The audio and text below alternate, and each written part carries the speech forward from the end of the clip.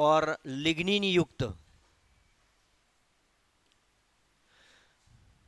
ये दृढ़ोतकीय कोशिकाएं है जो,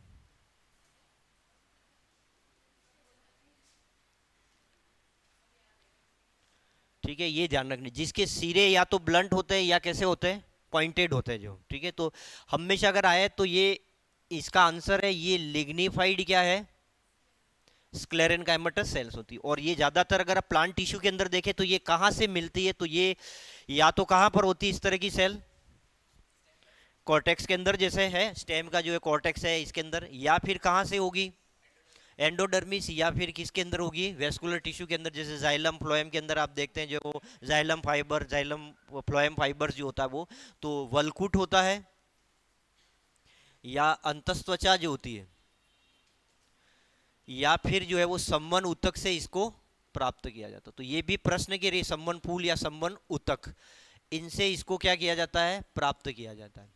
तो ये एक चीज क्लियर होगी कि फाइबर है क्या, तो लिग्निफाइड स्क्लेरेनकाइमेटस सेल्स है, और ये कहाँ से मिलती है, तो कॉर्टेक्स, एंडोडर्मिस और वेस्कुलर टिश्यू से, ठीक है।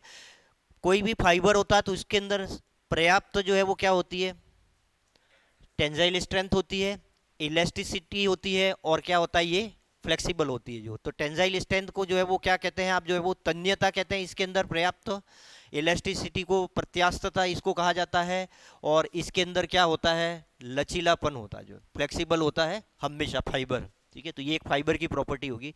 जो फाइबर होता है उसके अंदर मैक्सिमम कंटेंट किसका होता है, सेल्यूलोज का, ये भी ध्यान रखें कितना होता है, 64 to 69%। इसके अलावा हेमी सेल्यूलोज और जो है वो क्या होता है इसके अंदर, लिग्निफाइड होता है। ये देखो लिग्निफाइड है तो इसके अंदर लिग्निन भी जो है वो प्रेजेंट होगा, लेकिन मैक्सिमम कंटेंट होता है ये सेल्यूलोज।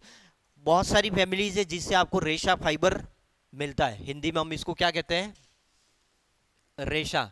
तो ये रेशा अलग अलग फैमिली से, जैसे यहाँ पर मैंने लिखा कौन सी है, मालवेसी से भी मिलता है, अलग अलग प्लांट है इसके अंदर, लेग्यूमिनोसी, लिलिएसी, पोएसी, इनसे जो है वो रेशा जो है वो मिलता है। और भी कई सारी फैमिली हो सकती है जो मेजर मैंने यहाँ पर लिखी है, जिनके प्लांट से आपको क्या मिलता है, फाइबर मिलता है, या फाइबर इल्डिंग प्लांट जो होते हैं वो इन फैमिली से बिलोंग करते हैं। फाइबर के अंदर मैक्सिमम क्या होगा, सेलुलोज होता है। फाइबर में टेंजाइल स्ट्रेंथ, इलास्टिसिटी और फ्लेक्सिबिलिटी होती है। कहाँ से मिलता है, तो ये वल्कुट है, एंडोडर्मल और जो है वो आपका वेस्कुलर टिश्यू से। और ये लिग्निफाइड क्या होती है, स्क्लेरेनकाइमेटस सेल्स होती है, जो यहाँ पर प्रेजेंट होती है, और इसी से ये रेशा निकाला जाता है, ठीक है। तो ये 4-5 पॉइंट इंपॉर्टेंट है इसके अंदर। आगे रेशे का मैं आपको क्लासिफिकेशन जो है वो बता रहा हूँ, तो ये पॉइंट आप लिख दें इसके अंदर, ये तो लिख ही दोगे आप जो है वो। इसके अंदर मैक्सिमम क्या हो जाएगा, सेल्यूलोज, यहाँ पर हो गया ये हेमी सेल्यूलोज,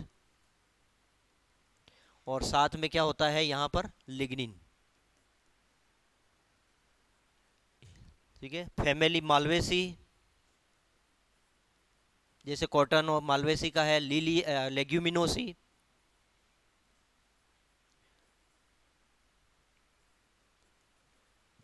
लीलिएसी और पोएसी।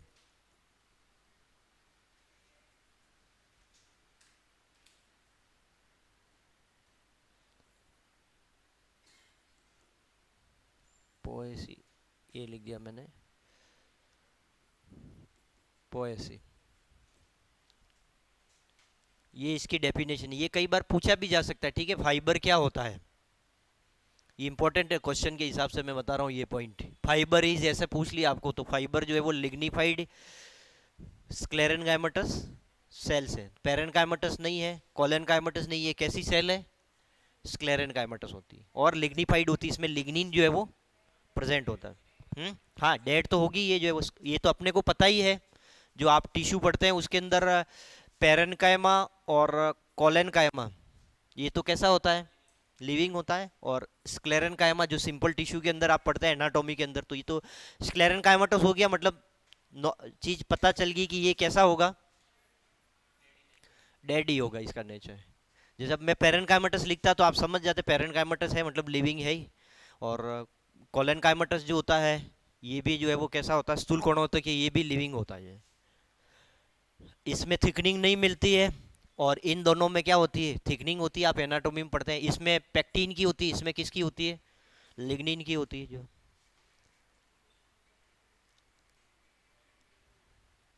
हो गया ये।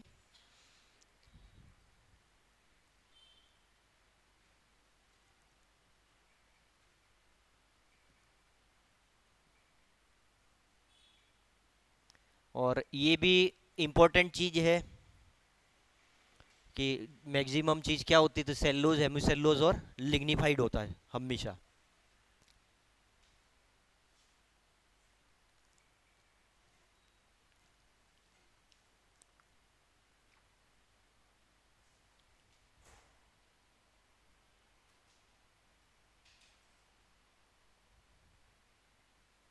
आपके पास जितना मटेरियल है अवेलेबल, या यहाँ से जो अवेलेबल हो रहा है उसको पढ़ते रहो एक बार। इससे क्या होता है, धीरे धीरे कॉन्फिडेंस इसमें क्या होता है, एग्जाम में बिल्डअप होता है जो है।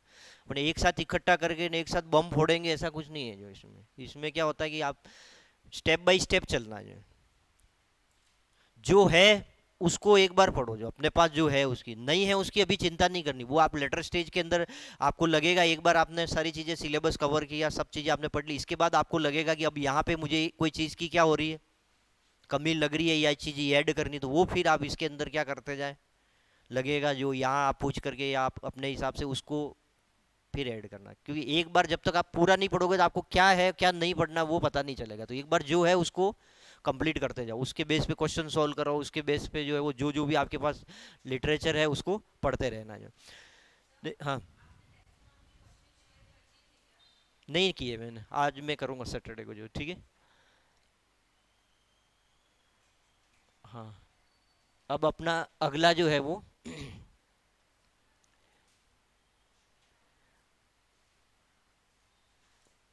यहाँ पर देखो, एक ये भी एक क्वेश्चन के हिसाब से क्या है इम्पोर्टेंट रहेगा, और वो है क्लासिफिकेशन ऑफ फाइबर्स, यानी रेशो का वर्गीकरण। तो रेशो के वर्गीकरण की अगर बात करें तो मुख्य रूप से रेशा जो होता है वो तीन तरीके से इसको क्या करते हैं, डिवाइड करते हैं। जो मेजर जो होता है ये आता भी है क्वेश्चन के अंदर जो, जैसे एक तो होता है कौन सा, बास्ट, जो कंपैरेटिवली कैसा होता है, सॉफ्ट फाइबर होता है, और ये हमेशा कहाँ से निकलता है, स्टेम से जो, ठीक है।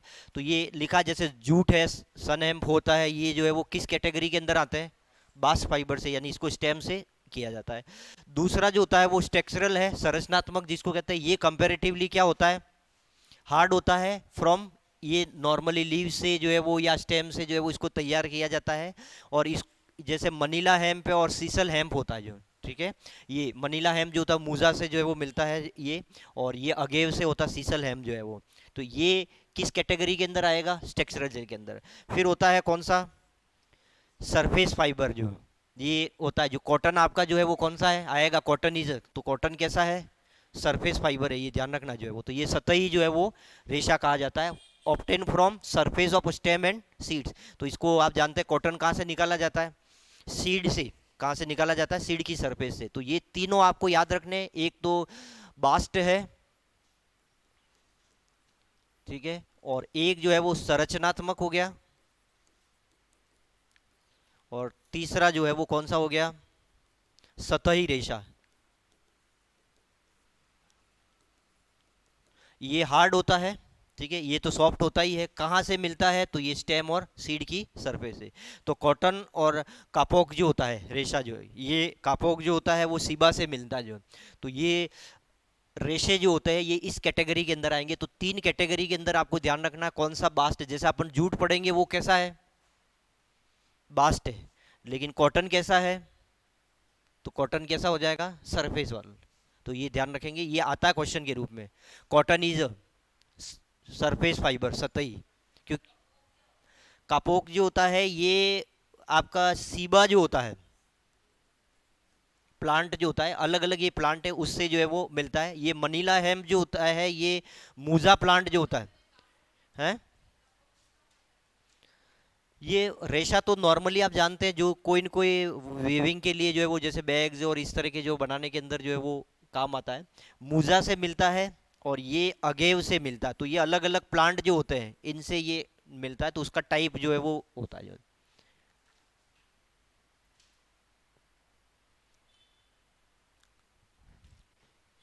रेशा ज्यादातर जो होता है वो क्लोथ बनाने के अंदर, जो बैग्स बनाने के अंदर, इसी के अंदर रॉप्स बनाने के अंदर, रस्सियाँ बनाने के अंदर, इसी के अंदर रेशा काम में आता है। जैसे गनी बैग्स बनते हैं, इस तरह के वेराइटी ऑफ बैग्स जो होता है। और मेन जो होता है जैसे कॉटन, और ये देखेंगे आप तो ये या जो है वो दूसरे जो ये अलग अलग तरह के रेशे, वो क्लोथ के अंदर जो है वो ज़्यादा इनका यूज़ होता है जो। ठीक है, अब इसके अलावा भी आप इसका क्लासिफिकेशन कर सकते हैं। ठीक है, जैसे कोई क्लोथ बनाने के अंदर काम में आता है तो वो टेक्सटाइल का रेशा हो जाता है, कोई बैग बनाने के अंदर में काम में आता है। इस तरह का जहाँ जहाँ इसका उपयोग होता है वो भी इसका क्लासिफिकेशन मिलता है, लेकिन वो ज़्यादा क्वेश्चन के हिसाब से नहीं। जैसे कोई पेपर बनाने के अंदर भी काम में आ सकता है, तो वो पेपर फाइबर कहते हैं, या जो है वो आपका क्लोथ के लिए होगा तो टेक्सटाइल फाइबर होगा। तो इस तरीके से जहाँ जहाँ इसका यूज होता है उस हिसाब से भी क्लासिफिकेशन। लेकिन क्वेश्चन के हिसाब से ये जो क्लासिफिकेशन है वो इंपॉर्टेंट है, सरफेस और कौन सा बास्ट फाइबर ये पूछा जाएगा। तो हम जो आगे पढ़ रहे हैं इसके अंदर हमारा ये जूट है, ये बास्ट है, और कॉटन आपका जो सिलेबस में दिया वो कौन सा है, सरफेस है। तो ये क्लियर ध्यान रखेंगे।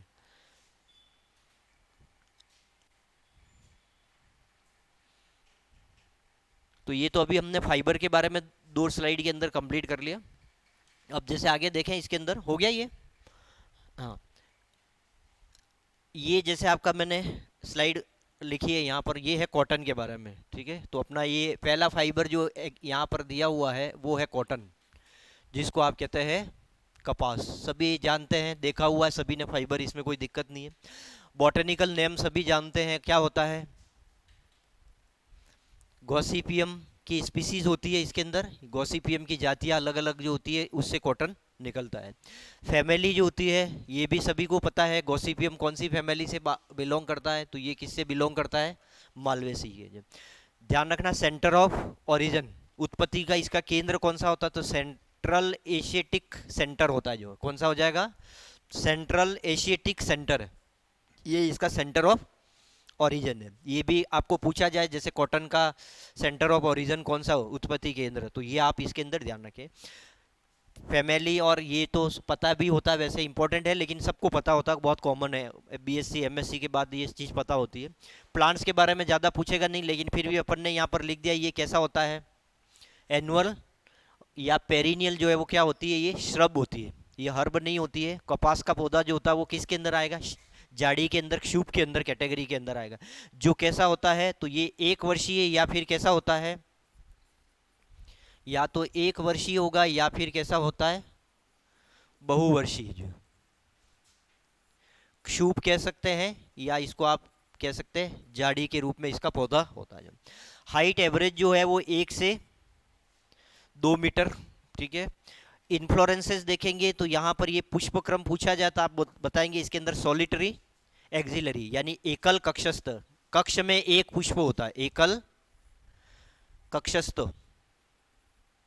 ये तो जैसे ये है, तो ये पत्ती के कक्ष के अंदर एकल जो है वो क्या होता है, पुष्प होता है, तो ये कहते हैं सॉलिटरी एक्सिलरी जो। ठीक है, ये हो गया। अगला जो है वो इसके अंदर फ्रूट पूछा जाए, ये फ्रूट पूछा जा सकता है, इंपॉर्टेंट है। इसका फ्रूट जो होता है वो कौन सा होता है, लोडिसिडल जो है वो कैप्सूल होता है, तो इसको हम कहते हैं हिंदी में कौन सा कहा जाता है, संपुट, जिसमें 3 से 4 जो है वो क्या होते हैं, लोक्यूल्स होते हैं।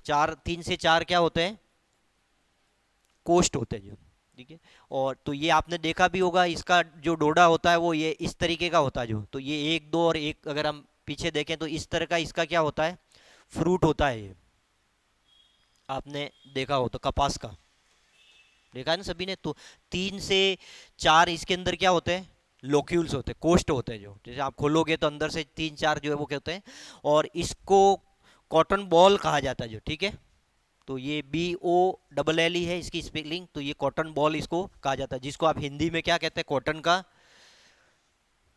क्या कहा जाता है, कपास का डोडा बोला जाता है। इसको क्या बोला जाता है, कपास का डोडा, जो इसका फ्रूट होता है वो, मतलब कमर्शियल पर्पज से इसको कपास का डोडा बोलते हैं जो है। तो जैसे आप ये फ्रूट जाता है तो आपको दिखेगा, आपको जो है वो बाहर कपास जो है वो तीनों तरीके से या चारों लोक्यूल से झांकती हुई हो, तो इस तरीके का इसका फ्रूट होता है। तो ये फ्रूट भी इसके अंदर इंपॉर्टेंट है, कैप्सूल विथ 3 to 4 लोक्यूल से, 3 से 4 कोष्ठीय संपुट इसके अंदर होता है। Inflorescences important, solitary axillary, centre of origin है, और ये 2 चीजें तो आपको पता ही है जो कॉटन के अंदर।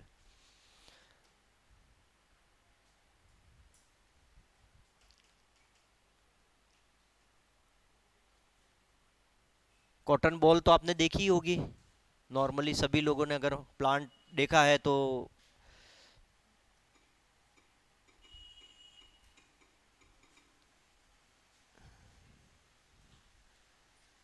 ठीक है, ये देखो ये इस तरीके का होता है।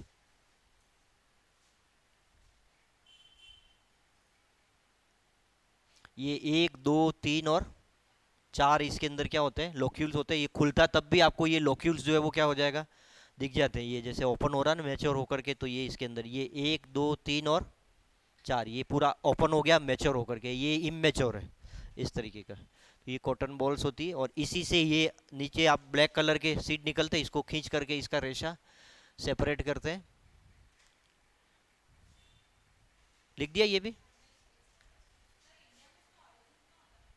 किम, वो अभी बता रहा हूँ आगे अपने यहाँ पे, ये सब अभी आ रहा है आ गया ये बाकी है।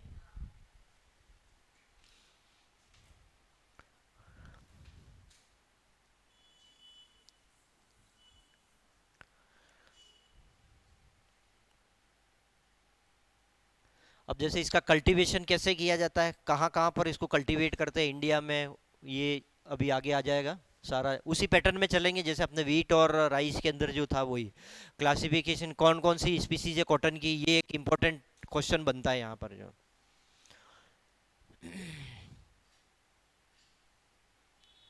कंप्लीट।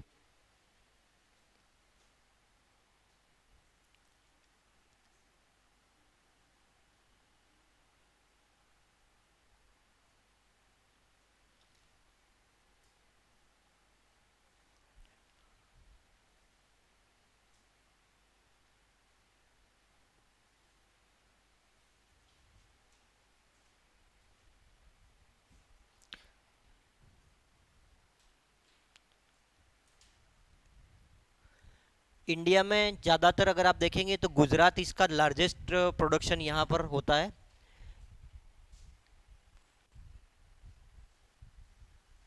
ठीक है, अगर ये इसका कल्टीवेशन अगर आप देखें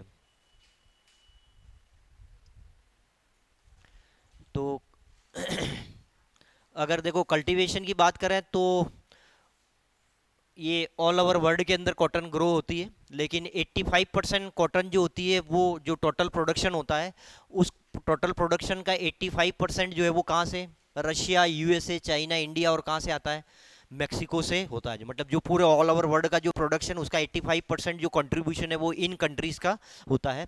इंडिया के अंदर अगर हम देखें तो जो मैक्सिमम प्रोडक्शन होता है वो कहाँ पर होता है, गुजरात के अंदर कॉटन का। इसके बाद जैसे महाराष्ट्र है, कर्नाटका, एमपी, पंजाब, हरियाणा, लगभग लगभग सभी नॉर्थ के अंदर, क्योंकि जहाँ पर हाई टेम्परेचर, नॉर्थ और इवन साउथ में भी होता है, जहाँ हाई टेम्परेचर रहता है वहाँ पर जो है वो क्या होता है, ये कॉटन ग्रो की जाती है। लेकिन मैक्सिमम गुजरात के अंदर होता है। गुजरात में इवन बीटी कॉटन भी ग्रो की जाती है जो है। ठीक है, जो आपने नाम सुना ही होगा, BT cotton genetically modified cotton होती है। तो बैसिलस thuringiensis का जीन इसमें इंसर्ट करके इसको इंसेक्ट रेजिस्टेंस बनाया जाता है कॉटन को। तो ये बीटी कॉटन का कल्टीवेशन बहुत ज़्यादा कमर्शियल लेवल पे गुजरात के अंदर सबसे ज़्यादा होता है। जो इसकी जो कॉमन स्पीसीज है, ध्यान रखना, वो होती है जो अपने यहाँ इंडिया के अंदर जो ग्रो होती है, जो मैक्सिमम इंडिया के अंदर सबसे ज़्यादा कौन सी उगाई जाती है, तो वो कौन सी है, हिरसुटम जो होती है। जो कौन सी हो जाएगी, Gossypium hirsutum, most commonly grown species of cotton in India. वैसे सारा जो मैक्सिमम कॉटन जो मिलता है वो भी इसी से जो मिलता है। इसको ग्रो कराने के लिए जो सॉइल चाहिए वो कैसी सॉइल चाहिए, black soil with sufficient amount of humus. ठीक है, जिसके अंदर ह्यूमस अच्छी कंडीशन के अंदर हो, ऐसी ब्लैक सॉइल जो होती है, काली मिट्टी जिसको कहा जाता है। तो काली जो है वो डोमट मिट्टी यहाँ पर जो है वो यूज में ली जाती है। ये तो कॉटन के लिए सूटेबल सॉइल जो होती है वो काली मिट्टी होती है। टेम्परेचर जो मैंने यहाँ पर बताई थी, ये बताया आपको कि टेम्परेचर इसके लिए खास स्पेसिफिक होता है इसकी क्रॉप के लिए, तो नॉट बिलो 20 डिग्री सेंटीग्रेड और अबो 40, यानी कि ऐसा एरिया जहाँ पर टेम्परेचर 21 डिग्री से कम नहीं जाता हो और 44 से ज़्यादा नहीं हो, ऐसे एरिया के अंदर ये क्रॉप अच्छी तरीके से क्या होती, ग्रो होती है, या इसका प्रोडक्शन अच्छा होता है। तो ये एक सूटेबल टेम्परेचर रेंज है जो है वो 21 मिनिमम, इससे कम नहीं, और 44 से जो है वो क्या हो गया, ज़्यादा नहीं। तो इसके बीच में जहाँ टेम्परेचर रहता है वो है। रेनफॉल की अगर बात करें तो वर्षा कितनी होनी चाहिए, तो ये 75 से 250 सेंटीमीटर वर्षा एनुअल रेनफॉल इतना हो तो वो सफिशिएंट इसके लिए होता है।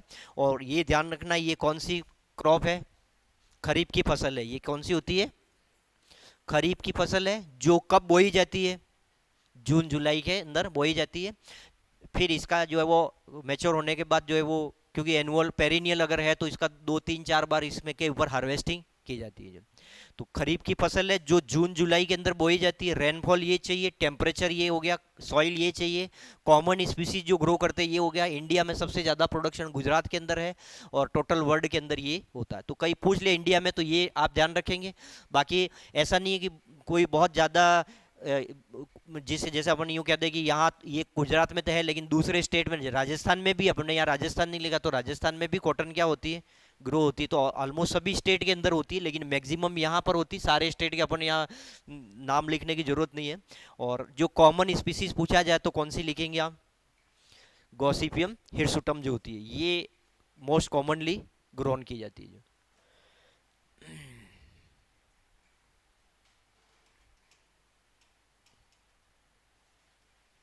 तो ये आपने कल्टीवेशन के बारे में देख लिया इसको।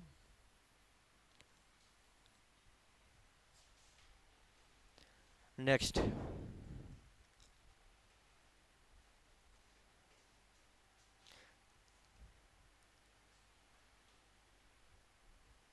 हिंदी में तो कोई लिखना नहीं है इसमें, तो ये तो वर्षा होगी, रेनफॉल, तापमान कितना चाहिए जो, और मृदा होगी आपकी काली मृदा इसके अंदर रिक्वायर्ड होती है। कॉमन स्पीसीज सामान्य जाति जो इसकी ग्रो कराई जाती है वो कौन सी हो जाती है, तो गॉसिपियम हिरसुटम। करो शिफ्ट इसको।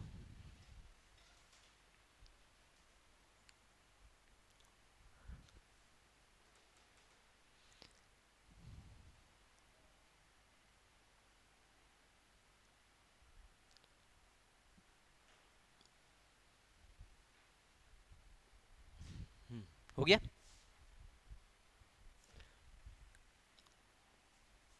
अब देखो ये एक इम्पोर्टेंट चीज है जो आपको प्रश्न के हिसाब से एग्जाम में पूछी जा सकती है। ठीक है, कॉटन की स्पीसीज कौन कौन सी, यानी कॉटन 4 स्पीसीज से मिलता है जो, इसको कैटेगराइज किया गया है। एक तो ये ओल्ड वर्ल्ड कॉटन, ठीक है, ये प्रश्न आता है निम्न में से कौन सी, यानी which one is the old world cotton और न्यू वर्ल्ड कॉटन जो है वो। तो ओल्ड वर्ल्ड कॉटन जो होती है ये ज़्यादा, इसकी स्पीसीज जो होती है वो कैसी होती है, डिप्लॉइड होती है और ये क्रोमोसोम नंबर होता है 2n = 26। और न्यू वर्ल्ड जो कॉटन होती है ये टेट्राप्लॉइड होती है और ये 2n = क्या होता है, 52 होती है। ठीक है, तो ये ध्यान रखना, न्यू वर्ल्ड है वो कैसी है, चतुष्गुणित है, चतुष्गुणित। और ये जो होती है वो कैसी होती है, द्विगुणित होती है।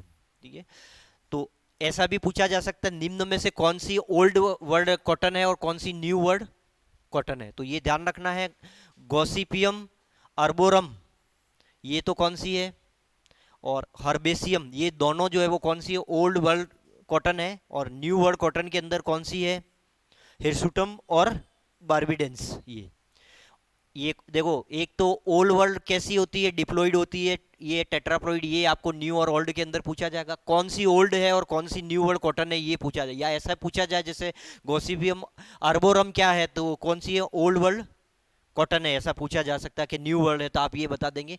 फिर ये क्वेश्चन भी आ सकता है जैसे सिलोन या देसी कॉटन के नाम से कौन सा जाना जाता है, लेवेंट या ये अपम कॉटन के नाम से कौन सा जाना जाता है, अपलैंड या बॉर्बन कॉटन के नाम से कौन सा जाता है, इजिप्टियन या ब्राजीलियन या किडनी या सी आइलैंड कॉटन के नाम से कौन सा जाता है। तो ये कॉमन नाम भी मैंने यहाँ पर इसके लिख दिए कि कौन सी कॉटन को क्या कहा जाता है। तो ये स्लाइड जो है वो इंपॉर्टेंट है कॉटन में जब आप पढ़ते हैं तो ये, तो इनके सबके नाम मैंने यहाँ पर लिख दिए जो है वो। तो सिलोन देसी कॉटन, लेवेंट अपैम जो है वो कॉटन, ये अपलैंड या जो है वो बॉर्बेन कॉटन, इजिप्टियन, ब्राजीलियन, किडनी या सी आइलैंड कॉटन भी इसको कहा जाता है। किस कॉटन को क्या कहा जाता है,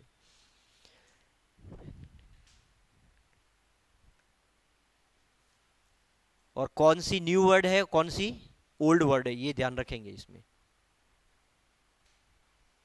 ये जो किया गया है क्रोमोसोम नंबर के बेस पे क्लासिफिकेशन कैटेगराइज किया गया, तो ये 4 स्पीसीज से मिलता है, 2 ये हो गए और 2 ये हो गए।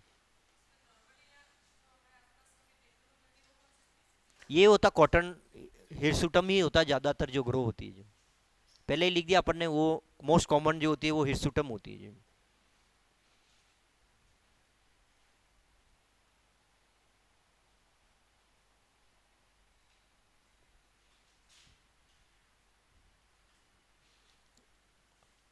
और इसीलिए जो कहीं कॉटन का पूरा कहीं नाम लिखा होता तो ज़्यादातर हिरसुटम ही लिखी होती है। स्पीसीज का नाम कौन सा होता है? हिरसुटम, क्योंकि मोस्ट कॉमन वो होती है।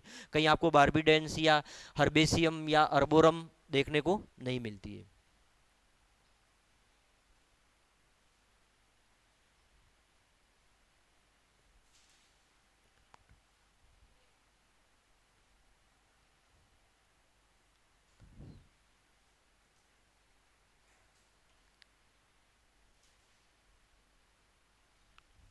ये ब्राजीलियन है, ए लिख देना यहाँ पे,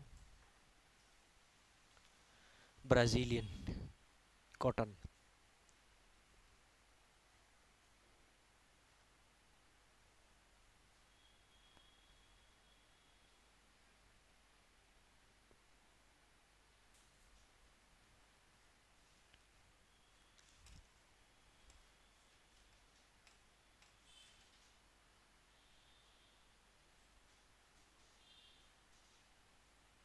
जैसे ये ऐसे क्वेश्चन दे दिया सिलोन या लिख दिया देसी कॉटन, कौन सी स्पीसीज है? चार स्पीसीज के नाम दे दे तो आपको आइडेंटिफाई करना है अर्बोरम।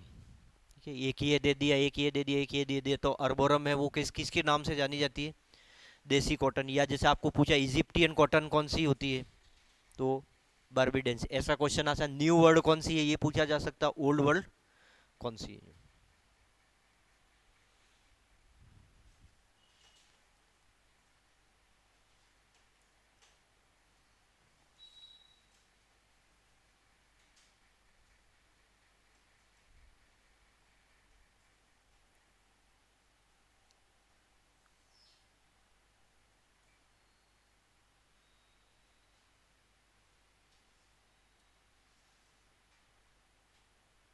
शिफ्ट करो।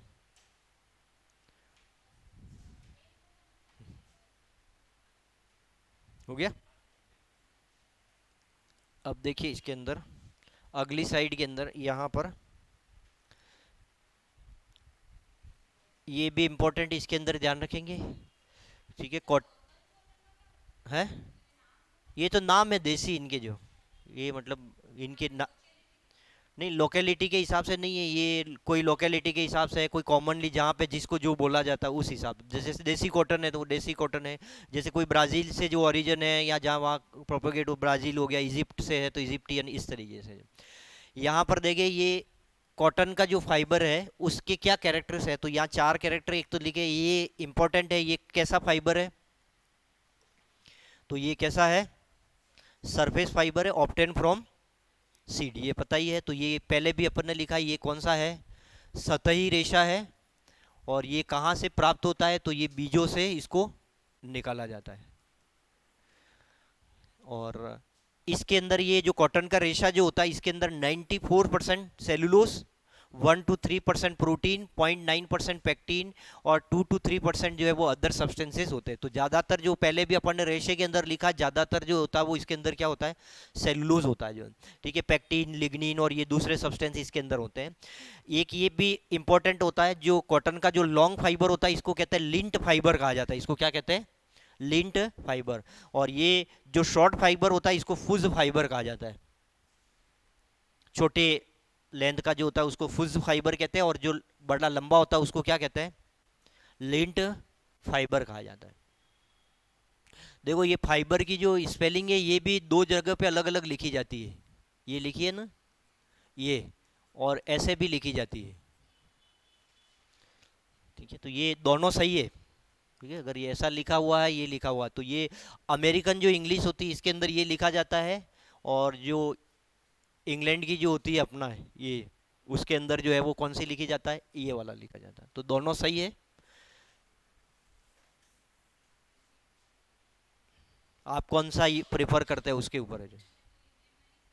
हाँ तो वो है जो।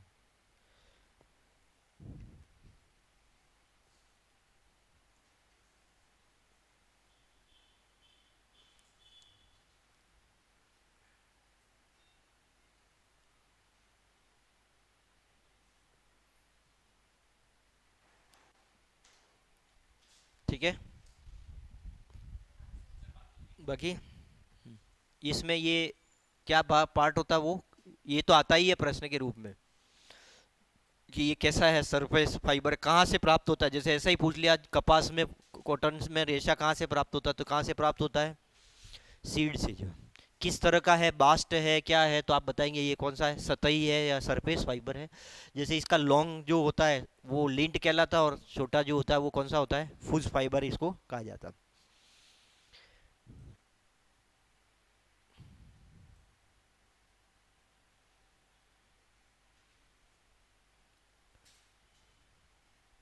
हो गया, ये भी कंप्लीट है। देखिए नेक्स्ट स्लाइड के अंदर,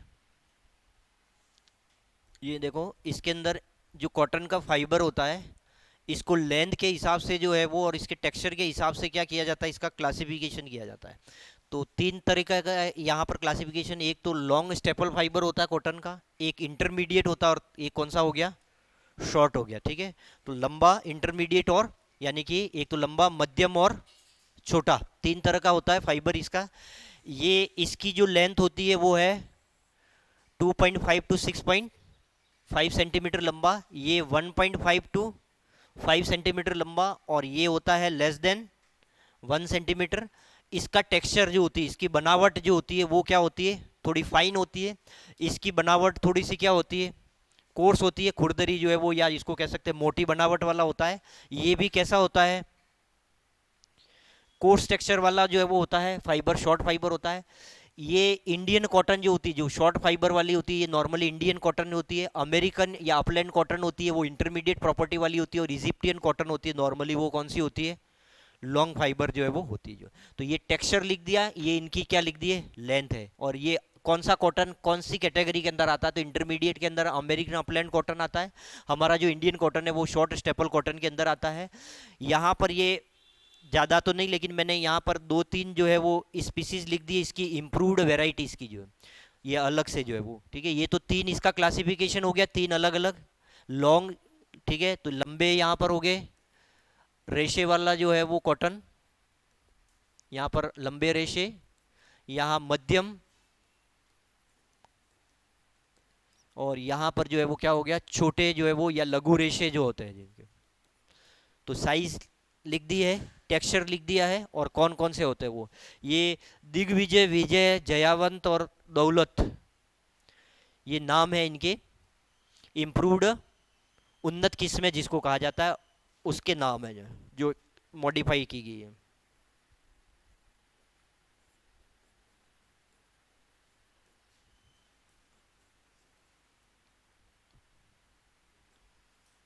दिग्विजय, विजय, जयावंत,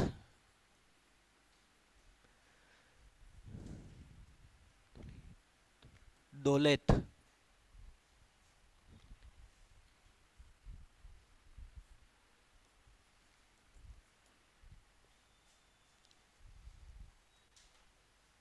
तो इम्प्रूव्ड वेराइटीज़ में तो ज़्यादा दिक्कत नहीं है, आपको कोई क्वेश्चन पूछे यहाँ पर, अगर ये पूछे कि कौन सा लॉन्ग स्टेपल फाइबर, इसमें भी ये लेंथ वेंथ तो नहीं पूछे, लेकिन ये पूछा लॉन्ग स्टेपल फाइबर कौन सा है, इंटरमीडिएट कौन सा हो गया, शॉर्ट स्टेपल कौन सा हो गया। तो इंडियन कॉटन है वो शॉर्ट स्टेपल फाइबर के कैटेगरी के अंदर आता है।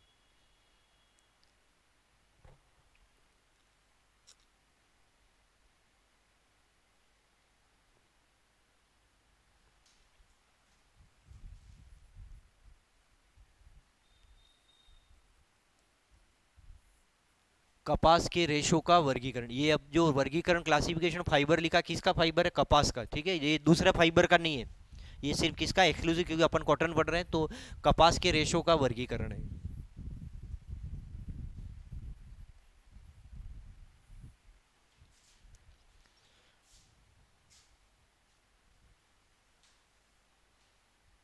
और ये क्लासिफिकेशन किया गया है इसका टेक्सचर प्लस लेंथ, ये लेंथ लिख रखी है और ये टेक्सचर लिख रखा है, बनावट। कौन सा, ये वाला, कौन सा कह रहे हो, ये तो कॉमन फाइबर का बता रहे थे, वही तो अभी यही तो लिख रहा था मैं, ये कपास के रेशो का वर्गीकरण है। जैसे वो 2 स्लाइड अपन ने पढ़ी, वो जनरल फाइबर, कोई भी तरह का फाइबर हो सकता है, उसकी बात कर रहे थे। जो मतलब किसी जूट का भी हो सकता है, हेम का भी हो सकता है, मनीला का हो सकता है, जैसे लिखे ना इसमें सीसल और जो है, तो वो कहाँ से ओरिजिन होता है उसका, उसके बेसिस पे ही था, लेकिन वो जनरल फाइबर का था। ये जो क्लासिफिकेशन है, क्लासिफिकेशन ऑफ, आप चाहे तो अगर ऐसा लिखना हो तो ये कौन से फाइबर की बात कर रहे हैं, कॉटन फाइबर की, कपास के। नहीं, ये अलग अलग है, जयावंत और दौलत, दौलत ऐसा है, ये दौलत, ये सारी इसकी इम्प्रूव्ड उन्नत किस्में हैं कॉटन की। ठीक है, तो ये क्लासिफिकेशन हो गया, फाइबर के कैरेक्टर हो गए, कौन कौन सी, तो 4 स्पीसीज से मिलता है, ये इनकी कौन सी होगी, इम्प्रूव्ड वेराइटीज होगी। एक इसका प्रोसेसिंग के ऊपर भी क्वेश्चन आ सकता है, जैसे कॉटन की जो प्रोसेसिंग होती है वो कैसे की जाती है, वो हो गया ये।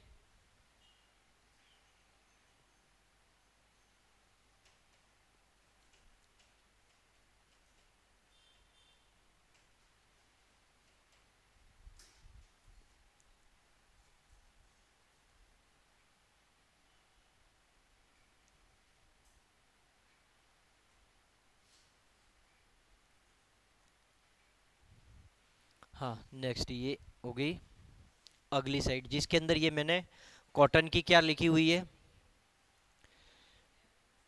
प्रोसेसिंग लिखी हुई है। तो प्रोसेसिंग में ज़्यादा कोई यूं क्वेश्चन तो नहीं पूछे, लेकिन ये सीक्वेंस पूछी जा सकती है, जो प्रोसेसिंग की सीक्वेंस है। जैसे ये गिनिंग हो गया, बेलिंग हो गया, पिकिंग हो गया, कार्डिंग हो गया, और कॉम्बिंग एंड ड्राइंग, ये इन स्टेप के अंदर जब होता है, यानी पूरा जो आपका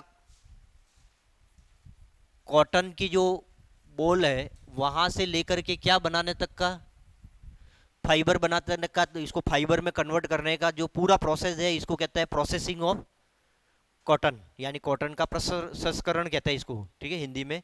तो पहले तो जो होता है वो इसके अंदर क्या होती है, गेनिंग होती है। तो गेनिंग के अंदर क्या करते हैं कि जो कॉटन का डोडा जो होता है, उसके ऊपर से जो है वो कोई मिट्टी लगी हुई हो तो वो हटा देते हैं। इसके ऊपर से जो कैप्सूल वॉल होती है, ठीक है, जो लॉक्यूल्स के ऊपर वॉल होती है कैप्सूल की, वो हटा देते हैं, और सेपरेट फाइबर फ्रॉम सीड, तो सीड से रेशा क्या कर लेते हैं, जैसा है उसी स्थिति में उसको क्या कर लेते हैं, अलग कर लेते हैं। तो ये प्रोसेस कहलाता है गिनिंग कहा जाता है। तो गिनिंग के अंदर जो कैप्सूल हार्वेस्ट किए, उसके ऊपर जैसे मिट्टी वगैरह लगी हो तो वो हटा देते हैं, उसके ऊपर से ये जो कैप्सूल की वॉल है, मतलब छिलका जो है पूरा वो हटा दिया बॉल के ऊपर से, और सीड में से फाइबर क्या कर दिया, निकाल दिया। जो फिर इसकी क्या करते हैं, इसके बड़े बड़े जो है वो गट्ठे बनाए जाते हैं, जिसको कहते हैं प्रिपेयर बेल्स कहा जाता है, जो बाय हाइड्रोलिक प्रेशर, यानी इसको कंप्रेस करके, ये जो कॉटन निकाली आपने सीड से, इसको कंप्रेस करके बड़ी बड़ी इसकी क्या करते हैं, बॉल तैयार करते हैं, जो जिसको कहते हैं बेलिंग कहा जाता है। जो ठीक है, इसके बाद क्या करते हैं, पिकिंग, तो fibres beaten to remove foreign substance, तो ये बॉल जो होती है वो क्या हो जाती है, जहाँ कंपनी जहाँ प्रोसेसिंग होती है वहां पर जाती है, ठीक है, ये भर करके जो है वो लोड होकर के, और वहां जाने के बाद इसको क्या किया जाता है, कॉटन को पीटा जाता है। तो कोई ऐसा फॉरेन सब्सटेंस खराब चीज उसके अंदर हो तो वो बाहरी चीज इसके अंदर से क्या हो जाती है, रिमूव हो जाती है।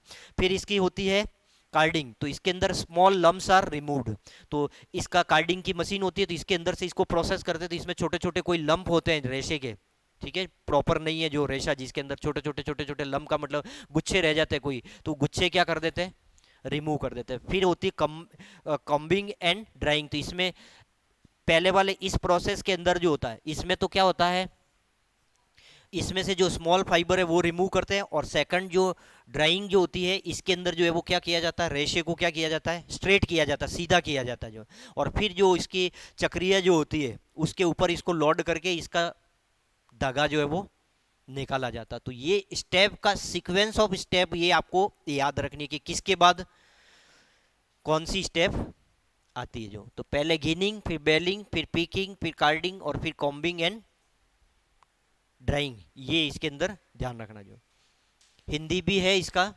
गिनिंग का क्या कहते हैं, धुनाई कहते हैं शायद इसको हिंदी में, मैंने कहीं लिखा भी था इसका।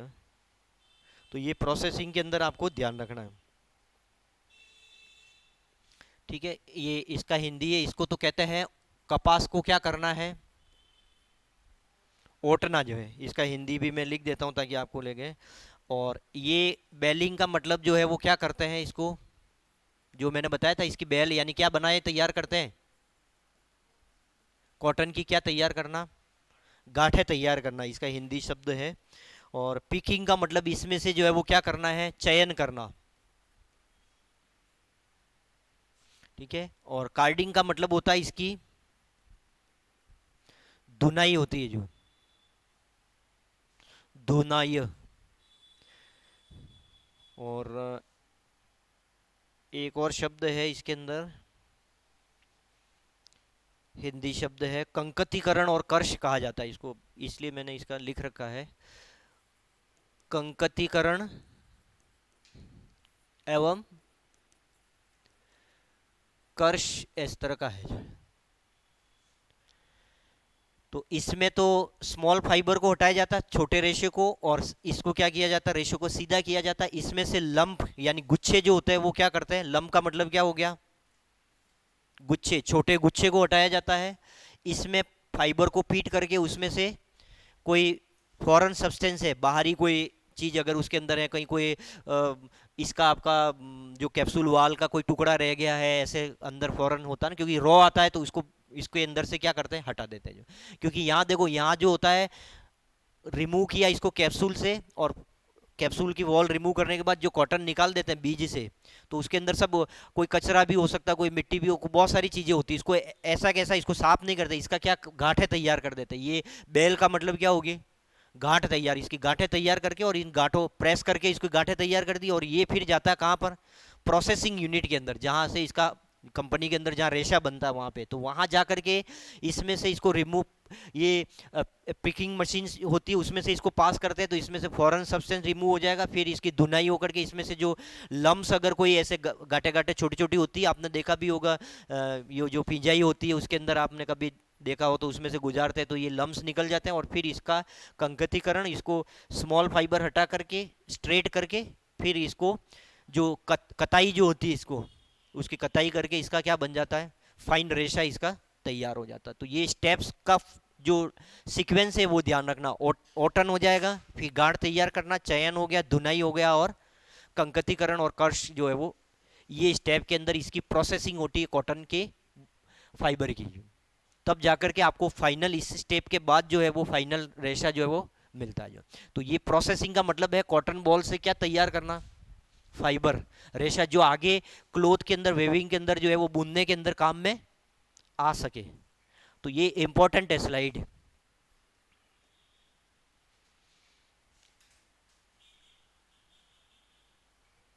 और कौन सी स्टेप में क्या करते हैं वो मैंने शॉर्ट के अंदर लिख दिया है, कंकतीकरण एवं कर्ष, ये कर्ष आधा श फिर श, कर्ष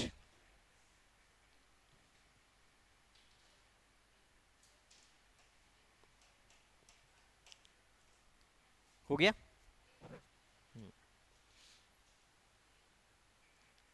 तो ये हाइड्रोलिक प्रेशर देकर के इसकी बेल बना देते हैं, जैसा निकला उसको इकट्ठा करके बड़े बड़े जो है वो गांठे तैयार करते हैं, और ये गांठे आगे सप्लाई की जाती है कंपनी को।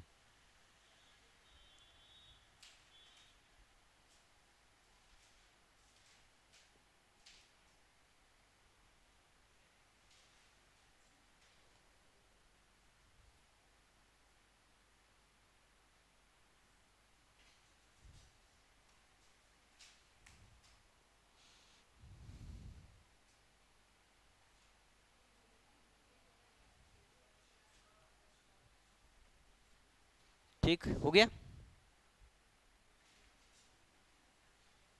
देखो तो नेक्स्ट वन हो जाएगा आपका स्लाइड इसके अंदर, ये लास्ट इसकी होगी, क्या हो गया, यूजेस, कॉटन किस तरीके से इकोनॉमिकली इसका यूज किया जाता है। तो कॉटन का उपयोग यहाँ पर शॉर्ट के अंदर जो सारे उपयोग मैंने लिख दिए हैं, एक तो ये क्या किस काम के अंदर आता है, मेन जो होता है वो मैन्युफैक्चर ऑफ क्लोथ, मशीन के बेल्ट जो होता है उसको बनाने के अंदर, और किसको बनाने के अंदर, रोफ, ठीक है। तो एक तो कपड़े जो होता है, मशीन के जो पट्टे बनते हैं उसको बनाने के अंदर, और रस्सियाँ, मशीन के पट्टे और रस्सियाँ बनाने के अंदर, इसको रॉप बनाने के अंदर कॉटन का काम होता है। इसके अलावा कॉटन को एब्जॉर्ब, इसके अंदर एब्जॉर्बेंट की प्रॉपर्टीज होती है, यानी ये वाटर को या किसी लिक्विड को क्या कर लेता है, एब्जॉर्ब कर लेता है। तो जहाँ जहाँ जैसे हॉस्पिटल वगैरह में आप देखा एब्जॉर्बेंट कॉटन काम में लेते हैं जो, ठीक है, तो ये एज ए इसको एब्जॉर्बेंट अवशोषक कॉटन के रूप में भी इसको काम में लिया जाता है। अवशोषक कपास, इसके आपने देखे होंगे हॉस्पिटल के अंदर इसके पूरे पूरे बंडल रोल आते हैं जो वो जो काम में लेते हैं वहां पर। तो ये क्या करता है, जैसे कोई ब्लड हो या वाटर हो या इस तरह के लिक्विड को क्या कर लेता है, सोख लेता है। तो इसके अंदर सोखने की प्रॉपर्टी होती है, इसलिए एब्जॉर्बेंट कॉटन की तरह भी कॉटन को यूज होता है। ये स्टफिंग की तरह काम में होता है किसके अंदर, पिलो, मैट्रेसेस और कुशन। तो ये आप जानते ही है, ये तो काम अपने पता ही है, रजाइयाँ इसी की बनती है जो है वो, गद्दे और पिलो, तकिए और आपका जो कुशन जो होता है, इसको भराई जो होती है इसके अंदर वो यही कॉटन ही भरा जाता है मोस्टली, जो होता है ट्रेडिशनल तरीके से जो तैयार होती है उसके अंदर जो, ठीक है। इसके अलावा ये तो रेशे की बात होगी। तो रेशा तो एक तो खास जो है वो तो किसके अंदर है, क्लोथ के अंदर काम में आता ही है, कॉटन बेस्ड जो क्लोथ बनते सारे जो है वो। और रेशा एक कहाँ पर काम में आता है, यहाँ पर, और एक एब्जॉर्बेंट के रूप में इसको काम में लेते हैं। दूसरा कॉटन सीड ऑयल जो होता है, ठीक है, जिसको बिनोला का तेल कहा जाता है, ठीक है, आप जानते ही है हिंदी में बिनोला का या बिनोला तेल कहते हैं जो, ये कुकिंग के अंदर भी काम आता है, सोप और बर्निंग जलाने के अंदर भी जो है वो इसको क्या करते हैं, काम में लिया जाता है। तो सोप बनाने के अंदर या कुकिंग के अंदर जो है वो ये बिनोला का तेल लिया जाता है। बिनोला का जो तेल निकाल ले, ये बीज जो होते हैं, ठीक है, उसको मशीन में डाल करके उससे ऑयल निकलता है, जिसको कहते हैं कॉटन सीड ऑयल कहा जाता है। और कॉटन सीड ऑयल निकलने के बाद जो है वो क्या हो जाता है, उसका खल जो बच जाता है, ठीक है, जिसको क्या कहते हैं, खली या खल भी कहते हैं जो है वो, जो इसका प्रेस होने के बाद जो बीज का कचरा जो बच जाता है, इसको कहते हैं cotton oil seed, oil cake कहा जाता है, इसको क्या कहते हैं। और ये स्टॉक फीड, यानी इसको क्या आता है, पशु आहार के रूप में उपयोग किया जाता है, इसको किसके रूप में, ऐसा सरसों का बहुत तरह के होते हैं जिसका ये खल जो होता है वो पशुओं को क्या किया जाता है, खिलाया जाता है जो। तो कॉटन ऑयल केक जो होता है वो स्टॉक फीड के अंदर, कॉटन ऑयल जो होता है वो कुकिंग, सोप और बर्निंग के अंदर। इसकी लीव्स जो होती है वो चारे के रूप में उपयोग हो सकती है, खा सकते हैं पशुओं के अंदर जो है वो, ज़्यादा नहीं है लेकिन ये यूज़ होता है। इसके अलावा सीड जो होता है ये भी डायरेक्ट एनिमल को क्या किए जाते हैं, काले सीड जो होते हैं वो डायरेक्ट भी फीड जो है वो किए जा सकते हैं, तो उनका जो भोजन होता है उसके साथ मिला करके इसको करते हैं जो। इसके अलावा दो पॉइंट यहाँ पर ये तो यूज़ हो गए। इसके अलावा जैसे कॉटन के साथ, अगर कॉटन को आप प्रोसेस करते हैं किसके साथ, एल्यूमिनियम एसीटेट के साथ इसको ट्रीट करते हैं, तो ये कॉटन जो होता है वो वाटर रिपेलेंट बन जाता है, यानी कि जल को जो है वो क्या करने वाला, प्रतिकर्षण करने वाला बन जाता है। यानी वाटर को क्या करता है, ये वाटर को सोखता नहीं है, जैसे नॉर्मली इसकी क्या प्रॉपर्टी होती है, पानी को सोखने की, लेकिन इसको अगर वाटर रिपेलेंट बनाना है जो, ठीक है, प्रतिकर्षी बनाना है जो, जल प्रतिकर्षी बनाना है इसको,